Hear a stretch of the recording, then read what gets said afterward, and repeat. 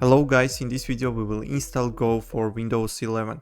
In the browser tab, open website go.dev and click to the download button. In this page we have to choose operation system. I will click to the Windows as I am using it. The download process is started. Let's wait for installation file.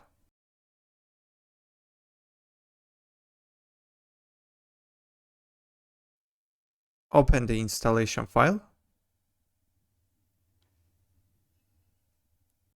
Now click to the next. Next. Here you can change the installation path. I will leave the default one and click to the next. Click to the install.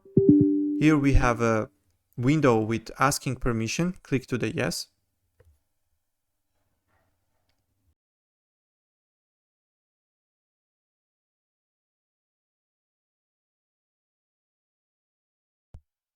And click to the finish. To make sure that everything is successfully installed, open command line interface and run Go version.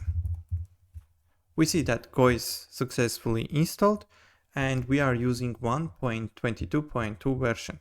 We can also run Go, and here we can see the available command for execution Go.